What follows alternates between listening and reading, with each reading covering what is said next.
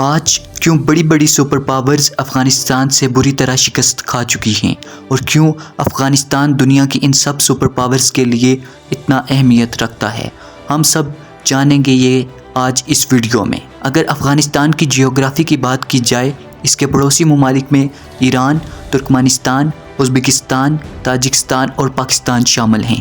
یہی وجہ ہے جو آج افغانستان کو اتنا سیو رکھے ہوئی ہے، کیونکہ اگر کسی بھی سپر پاور ملک نے اس پر زمینی راستے سے حملہ کرنا ہو تو اسے اس کے پڑوسی ممالک سے مدد لینی ہوگی۔ دنیا کی سب سے طاقتور ملٹری سپر پاورز میں رشیا، یونائٹڈ اسٹیٹ اور یونائٹڈ کنگڈم کے پاس ہیں۔ یہ تینوں کنٹریز نہ صرف ملٹری میں بلکہ اکانومی اور ٹیکنالوجی کے میدان میں بھی بہت آگے ہیں۔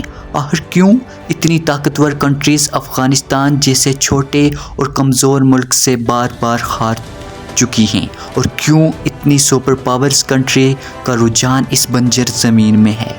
صرف یہی طاقتیں نہیں بلکہ ہسٹری میں پہلے بھی کئی اور طاقتیں افغانستان پر حملہ اور قبضہ کر چکی ہیں۔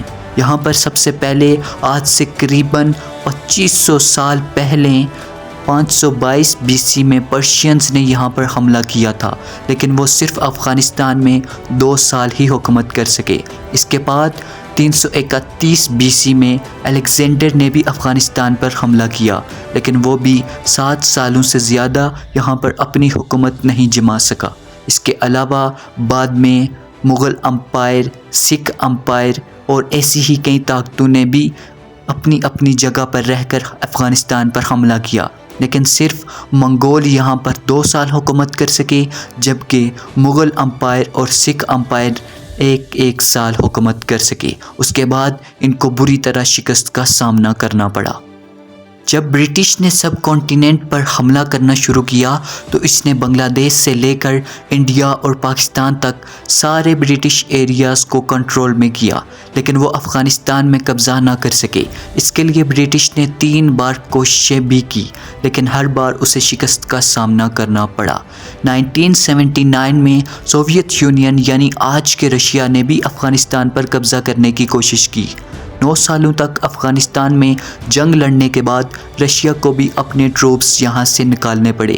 اسی دوران سوویت یونین اور امریکہ کے درمیان کولڈ وار چل رہی تھی، اور سوویت یونین کو افغانستان کی طرف سے یہ ہار، اس سے دنیا میں بہت نیگیٹو امپیکٹ پڑا، اور اس کے بعد 2001 میں امریکہ نے بھی افغانستان پر حملہ کر دیا۔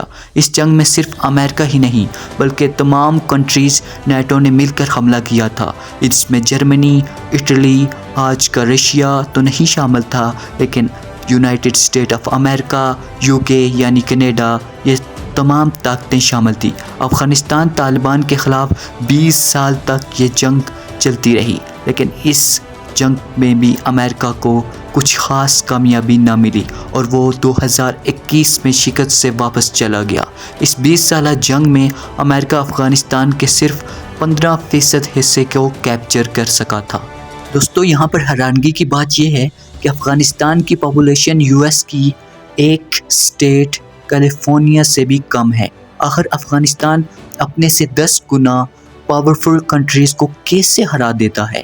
اس کے بہت سے ریزن ہیں۔ اس کا اہم ریزن تو ہم نے آپ کو جیوگرافی بتا دیا ہے کہ Afghanistan and land lock geography ہے، اور اس کے ساتھ ساتھ افغانستان میں زیادہ علاقوں میں ٹرائبس کا راج ہے۔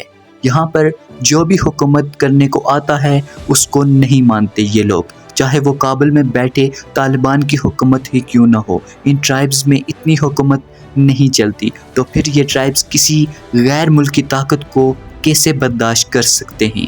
اس کے علاوہ افغانستان کے پہاڑوں کا بھی بہت بڑا رول ہے۔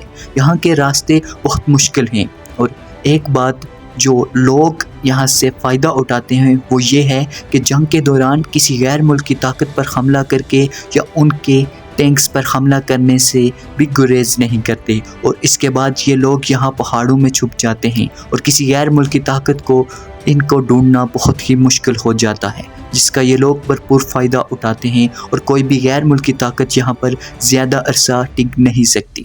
یہ تھی آج کی انفارمیٹیو ویڈیو۔ ملیں گے ایک ایسی ہی انفارمیٹیو ویڈیو کے ساتھ، تب تک کے لیے دیجیے اجازت۔ اللہ نگہباں۔